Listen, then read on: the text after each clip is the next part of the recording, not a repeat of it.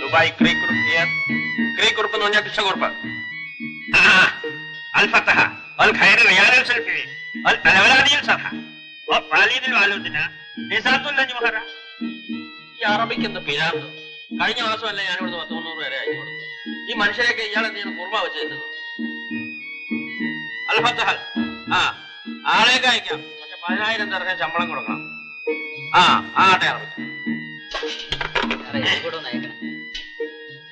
10,000 രൂപയല്ലേ തന്നുള്ളൂ. 5,000 രൂപയുടെ വേഗം കൊണ്ടു. അടുത്ത പ്ലെയിനിൽ തന്നെ അയക്കും.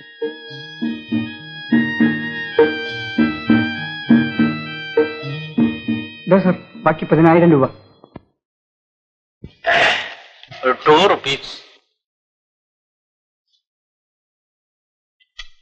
നീയാടാ മിടുക്കൻ. നിനക്ക് എങ്ങോട്ടാ പോകേണ്ടത്? മസ്കറ്റ്. മസ്കറ്റ്.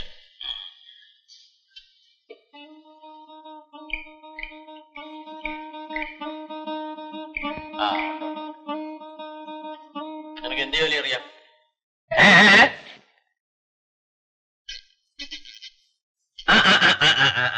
മസ്കട്ടും ഹെയർ കട്ടും കൊള്ളാം. നിന്നെ അങ്ങോട്ട് തന്നെ അയച്ചേക്കാം.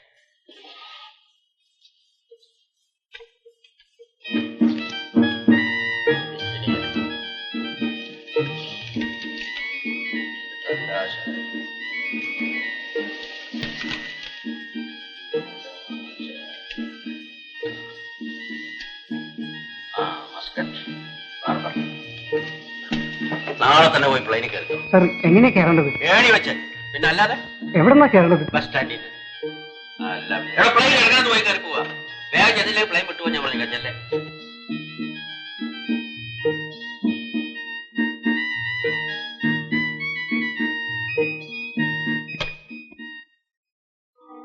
കുറുപ്പേ, വിമാനത്തിൽ കയറാൻ താൻ തന്ന ടിക്കറ്റ് പഴയതാ.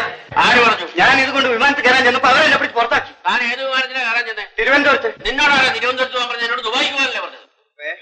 തന്റെ വളച്ചിലൊന്നും എന്നോട് വേണ്ട. താൻ കറക്ക് കമ്പനിയാ. എനിക്ക് ദുബായിലും പോണ്ട, എങ്ങും പോണ്ട. എന്നോട് വാങ്ങിച്ച കാശിന് തിരിച്ചു തന്നാ മതി. കാശോ? തനിക്ക് മലയാളം വായിക്കാൻ അറിയാം? അതങ്ങോട്ട് നോക്കി.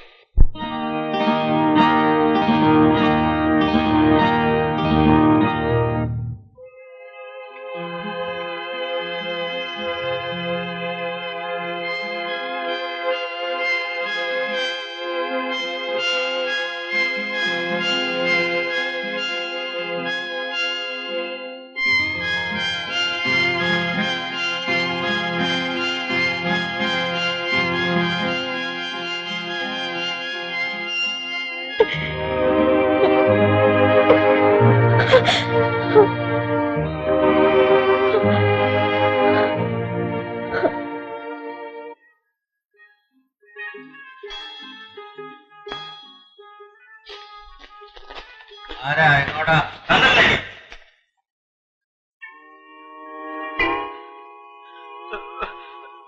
ഇങ്ങനെ മനസ്സിലായില്ലോ. എന്റെ കയ്യിൽ നിന്ന് കാശ് വാങ്ങി ഓർമ്മയുണ്ടോ? പൈസയോ? ഞാനോ?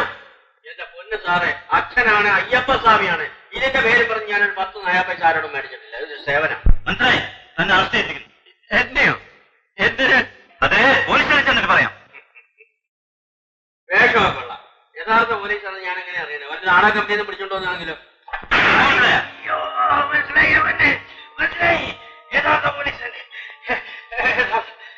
എന്റെ ഓഫീസിലെ ഏവാനന്മാർ ആദ്യമായിട്ട് വരികയല്ലേ. ഇങ്ങോട്ട് എന്താണ്? ഞാൻ കുടിക്കാനുണ്ടെങ്കിലും മേടിച്ചോണ്ട് വരാം.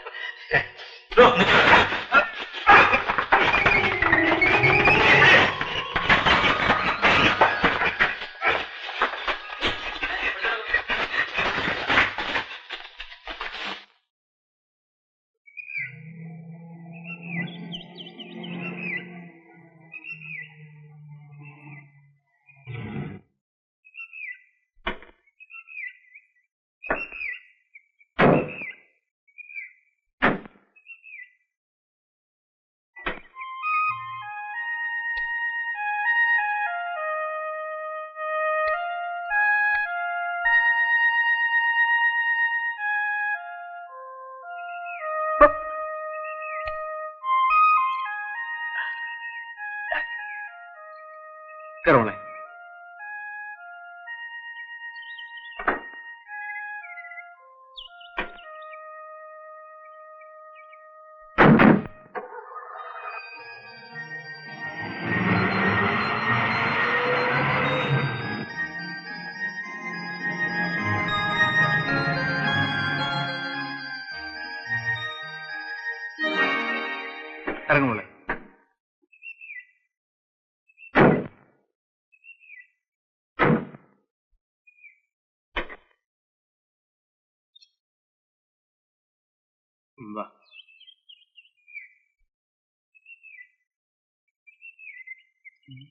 ഇവിടെ ആരും ഇല്ലേ?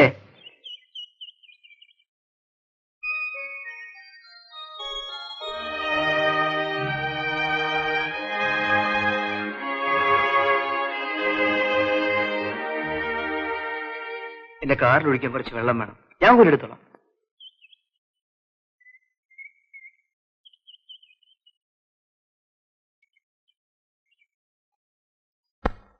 അയ്യോ മോളെ വേണ്ട, വീഴും.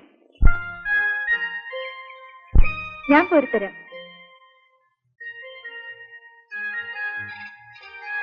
അല്ല സാറെന്താ ഇവിടെ? കാറിന്റെ റേറ്റിൽ വെള്ളം തീർന്നു, കുറച്ച് വെള്ളം ഒഴിക്കണം. ഇതെന്റെ വീടാ, ഇതെന്റെ പെങ്ങളാ. സാറ് കയറി ഇരുന്നാട്ടെ. ഇല്ല ശിവരാമ, എനിക്ക് പോകാൻ ധൃതിയുണ്ട്. മോൾ സ്കൂളിലാക്കണം. അയ്യോ, അത് പറഞ്ഞാൽ പറ്റില്ല. സാർ എന്റെ വീട്ടിൽ ആദ്യം വരികയല്ലേ, ഒരു കപ്പ് കാപ്പി കുടിച്ചിട്ട് പോവാം. വാ മോളെ.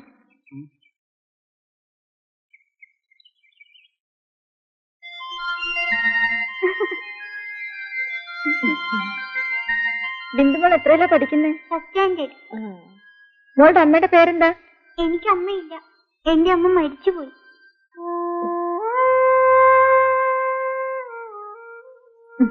ബിന്ദുമോളെ ദേ വരുന്നു ഡാഡി. ഞാൻ പോട്ടെ ആന്റി.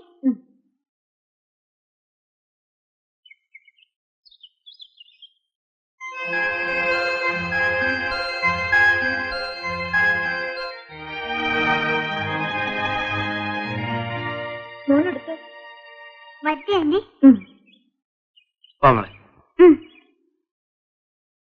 വരട്ടെ ശിവരാമ. വണ്ടിയുടെ കുഴപ്പമൊക്കെ തീർന്നോ സാറേ? ഒത്തിരി ദൂരം പോകേണ്ടതല്ലേ? തീർന്നു. എന്ന് ഞാൻ വരട്ടെ.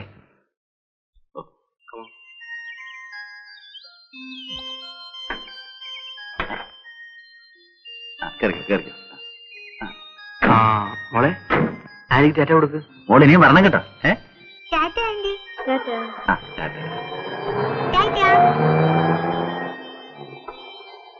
നല്ല മനുഷ്യനാ, പണക്കാരനാണെന്ന ഭാവമേ ഇല്ല. പാവം, ആ കുഞ്ഞിന്റെ അമ്മ മരിച്ചുപോയി.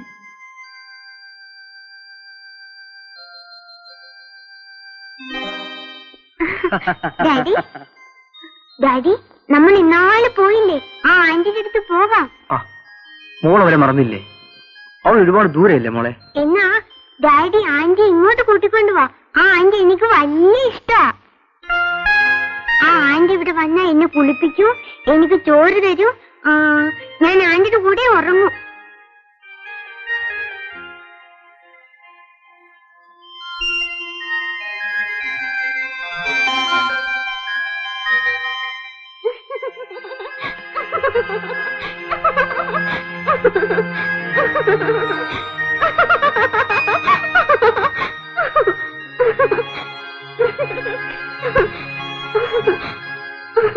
മോളെ മോളെ മോളെ. ഡാഡി, ഡാഡി, ആന്റി ഇവിടെ. ആന്റി. ആന്റിയോ? ആ ആന്റി ഇവിടെ വന്ന് എന്നെ എടുത്ത് ഉമ്മ വെച്ചു. മോള് സ്വപ്നം കണ്ടതാണ്. കിടന്നുറങ്ങിക്കോളൂ.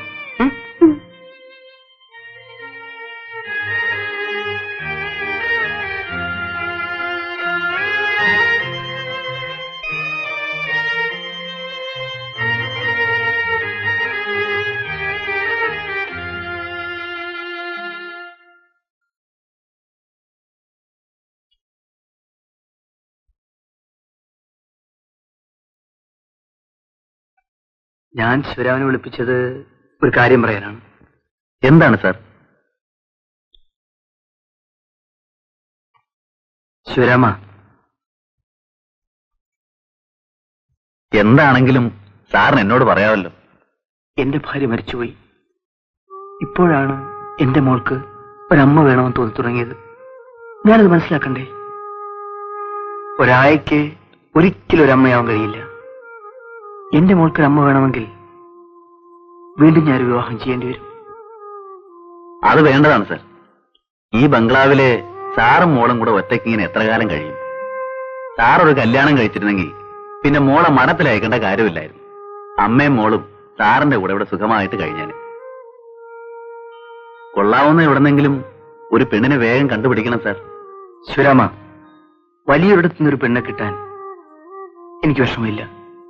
പക്ഷെ എന്റെ മോള് ഒരമ്മയെ കണ്ടെത്തിയത് അങ്ങനെ ഒരിടത്തു നിന്നല്ല, പാവപ്പെട്ടൊരു വീട്ടിൽ നിന്നാണ്. അങ്ങനെയുള്ള അടുത്ത് പോയി ഒരു പെണ്ണ് ചോദിച്ചാൽ അവർക്കെന്ത് തോന്നും? അവളുടെ സൗന്ദര്യം കണ്ടിട്ടോ മറ്റോ ആണോ എന്ന് അവർ തെറ്റിദ്ധരിക്കില്ലേ? അയ്യോ, സാറിനെ കുറിച്ച് അങ്ങനെ ആർക്കും ഒന്നും തോന്നൂല. അവരൊക്കെ അതൊരു ഭാഗ്യമായിട്ടേ കരുതൂ. ശിവരാമന് എന്നെ കുറിച്ച് അങ്ങനെ വല്ലതും തോന്നുമോ? എനിക്കോ? ഞാൻ എപ്പോഴും സാറിനെ കുറിച്ച് നല്ലതേ ചിന്തിക്കൂ. എങ്കിൽ എന്റെ മോളുടെ അമ്മയായി എന്റെ കൈയും പിടിച്ച് ഈ വീട്ടിലേക്ക് കയറി വരേണ്ടത് ശിവരാമന്റെ പെങ്ങളാണ്.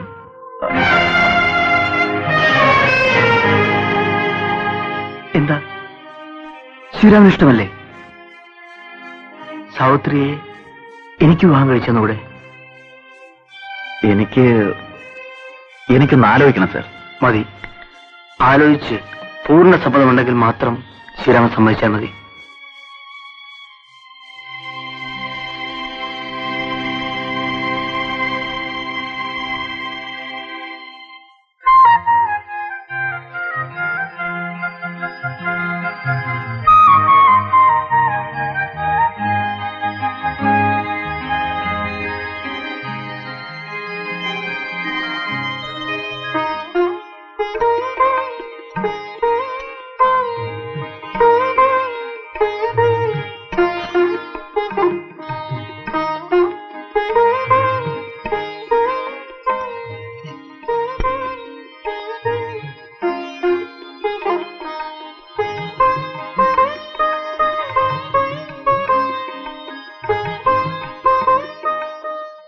സാർ, ഞാൻ എന്റെ പെങ്ങളെ സാറിന് വിവാഹം കഴിച്ചു തരാം. എനിക്ക് സമ്മതമാണ് സാർ. എനിക്ക് സമ്മതമല്ല. സാവിത്രി, നീ നല്ലതുപോലെ ആലോചിച്ച് നോക്ക്. എന്താലോചിക്കാനാണ്? ഇങ്ങനെയൊന്ന് ആഗ്രഹിക്കാൻ എന്റെ ജീവിതത്തിൽ എന്താണുള്ളത്? ചേട്ടനൊന്ന് ഓർത്തു നോക്ക്. ഞാനൊരു വീട്ടിൽ ജോലിക്ക് നിന്നു. അവിടെ ഒരാളെന്നെ ചതിച്ചില്ലേ? ഞാൻ അയാളുടെ കുഞ്ഞിന്റെ അമ്മയായി. ഇതൊക്കെ അറിയാവുന്ന ചേട്ടനാണോ എന്നോട് ഇങ്ങനെ പറയുന്നത്? അറിയാവുന്നതുകൊണ്ടാണ് ഇങ്ങനെ വേണമെന്ന് പറയുന്നത്. സാവിത്രി, നീ നിന്റെ കഴിഞ്ഞ കാലം മറക്കണം. നമ്മൾ ആരോട് ഓർക്കാൻ പാടില്ല. നീ ഒരു പുതിയ ജീവിതം തുടങ്ങണം. എന്റെ ആഗ്രഹമാണ് മോളെ. ഞാൻ ജീവിക്കാൻ വേണ്ടിയാണ് ചേട്ടൻ ഇതൊക്കെ പറയുന്നത്?